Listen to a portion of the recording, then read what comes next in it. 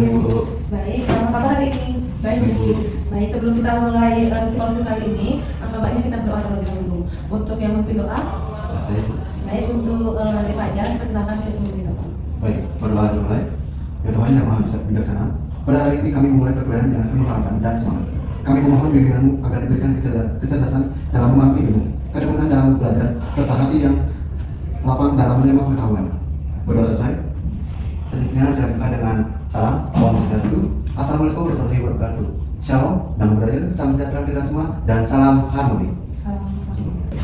Baik, pada pagi ini kita akan melaksanakan sesi counseling dengan membahas mengenai penilaian negatif terhadap tugas sekolah dengan menggunakan teknik restrukturisasi kognitif. Baik, untuk adik-adik sebelumnya, apakah adik-adik pernah mengalami penilaian negatif terhadap tugas? Pernah, Ibu. Baik, untuk Adik Fajar, bagaimana penilaian negatif tersebut? Itu tugasnya itu sangat sulit saya kerjakan, jadi saya tidak bisa mengerjakannya, Ibu. Baik, di sini Ibu akan jelaskan apa itu penilaian negatif terhadap tugas. Nah, penilaian negatif terhadap tugas merupakan pemberian nilai yang kurang memuaskan ataupun kurang pantas, yang dimana mereka itu tidak puas dalam mengerjakan tugas tersebut. Nah, penilaian negatif terhadap tugas juga merupakan suatu bentuk persepsi atau respon subjektif dari siswa yang bersifat pesimis dan juga menolak, yang dimana dianggap sebagai siswa itu membantu tugas tersebut kurang efektif ataupun kurang menyenangkan dalam mengerjakan tugas tersebut. Nah, penilaian ini tampak dari perilaku siswa yang dimana mereka itu sering menunda tugas, merasa tidak mampu untuk mengerjakan tugas tersebut ataupun menghindari tugas tersebut.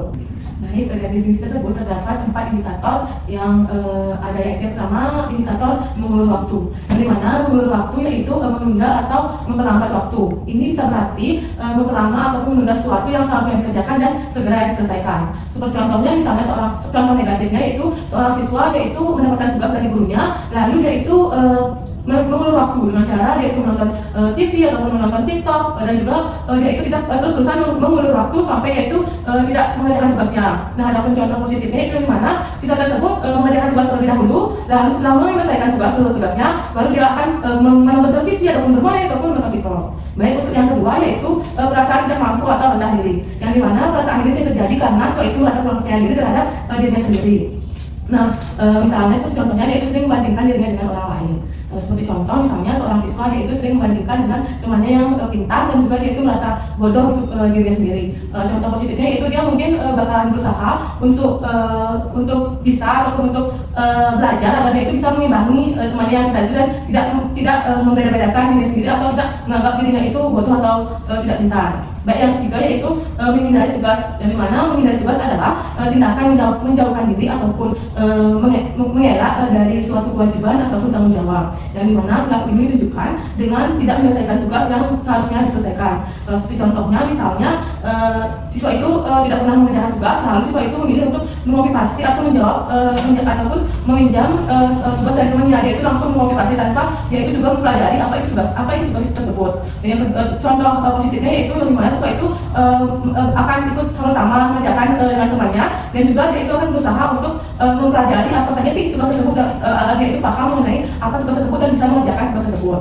Dan yang terakhir dan keempat yaitu membuang waktu, yang dimana membuang waktu mengacu pada kebiasaan study yang tidak mampu untuk mengatur waktu dengan baik, yang dimana mereka memilih membuang waktu dengan cara melakukan aktivitas yang kurang penting atau lebih baik yang menggunakan waktunya untuk bermain ataupun menonton televisi ataupun menonton TikTok.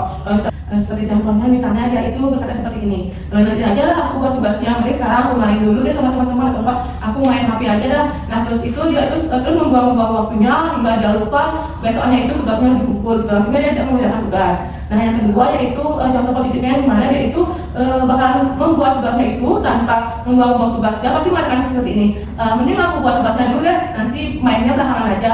Semakin cepat buat tugasnya, semakin cepat juga nanti bisa main sama teman-teman. Mungkin kalau perilaku positifnya dia bisa berpikir seperti itu. Nah, adapun cara agar kita bisa mengubah pikiran negatif tersebut menjadi pikiran yang lebih positif, kita bisa menggunakan teknik yang namanya teknik restrukturisasi kognitif. Yang dimana teknik restrukturisasi kognitif ini merupakan suatu teknik dari teori konseling kognitif yang digunakan untuk membantu individu mengidentifikasi, menantang dan mengubah pola pikir negatif menjadi pola pikir yang lebih positif, realistis, dan juga adaptif. Nah, proses ini bertujuan untuk membantu individu menstruktur kembali pikiran-pikiran negatif tersebut menjadi pikiran-pikiran yang lebih positif dan juga adaptif. Baik, adik-adik lah tadi penjelasan dari saya. Untuk adik-adik apakah ada yang ingin bertanya atau yang ditanyakan? Baik, untuk di Arlina dipersilakan.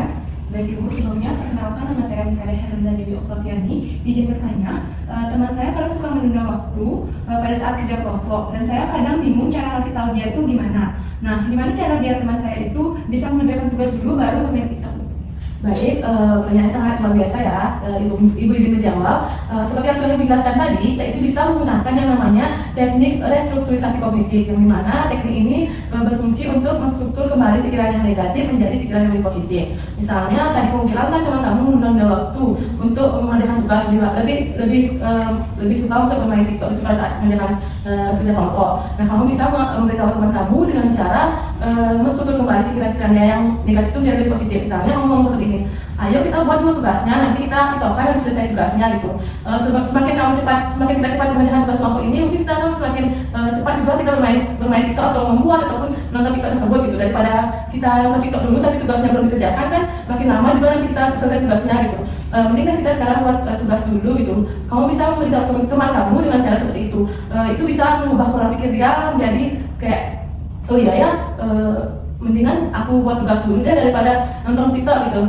Kalau nonton TikTok terus mungkin tugasnya nggak selesai, lebih baik dah aku buat tugas dulu sama teman-teman. Mungkin dia bakal berpikir seperti itu dan juga tugasnya akan cepat selesai. Baik, untuk Herlina, untuk jawabannya apakah bisa diterima?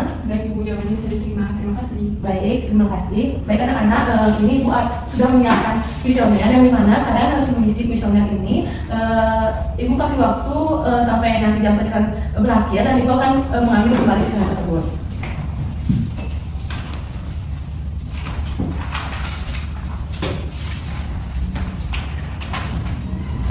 Baik, untuk waktu pengambilan kuesionernya sudah berakhir, Ibu ambil kembali ya kuesionernya.